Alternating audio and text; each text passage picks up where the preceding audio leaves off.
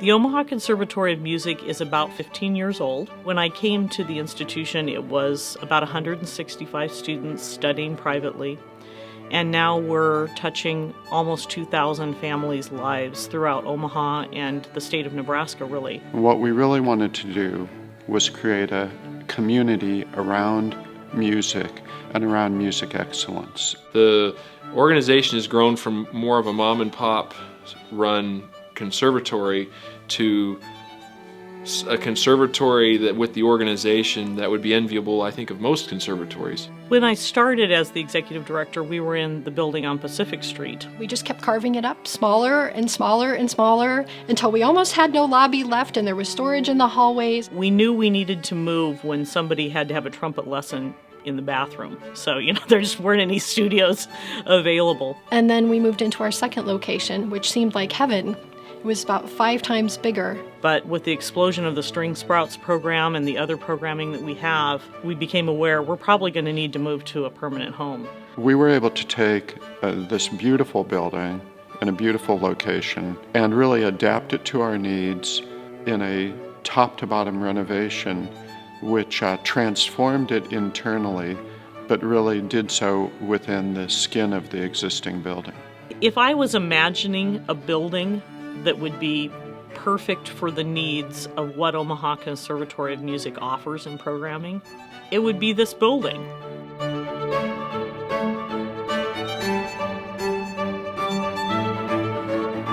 The day I saw it with carpeting and a little more finished was the day that it became real. The top thing on our wish list was having a concert hall, because we were having to do any of our performances off campus in all of our other locations. So now we have, state-of-the-art 500-seat concert hall, but we also have a little recital hall that holds about 100 that's absolutely magnificent. We can bring in guest artists, we can have conferences here, we can have speakers. I think that we haven't even begun to be creative about what this building is going to make possible.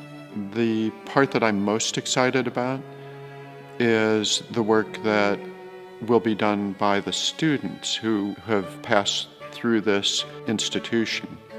Innovation is the key to making a really vibrant community, and if you have a lot of innovators that want to work together, it becomes a very special place. In just the few weeks that we've been here, I see the faculty and the students interacting in a whole different way.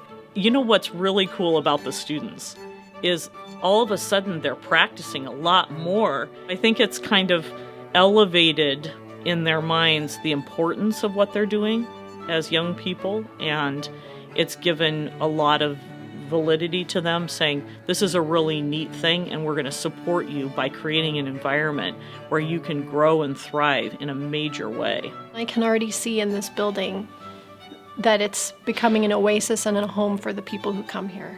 Well, particularly when you think about the youth, the aspiration is that the connections they make here, the connections that support their further education, the connections they make with each other, all of those things are really exciting parts of what we're building. And it will be a place where people from the entire city will be coming together. They all share this common passion, and they're all going to be doing it together. And I think that's incredibly exciting. The contributions of so many people are so necessary to make something like Omaha Conservatory of Music really sing. I absolutely have to thank the board of directors because they've been very supportive, and support is one thing, but being very active and getting in there and digging in and doing hard work is another thing, and they do it all.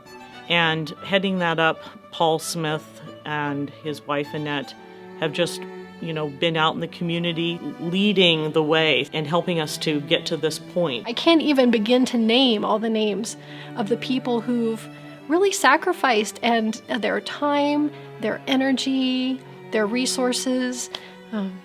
It's really beautiful, and it means a lot to me. I would thank so deeply those in the community who saw this as something we needed. And I'm very touched by their generosity.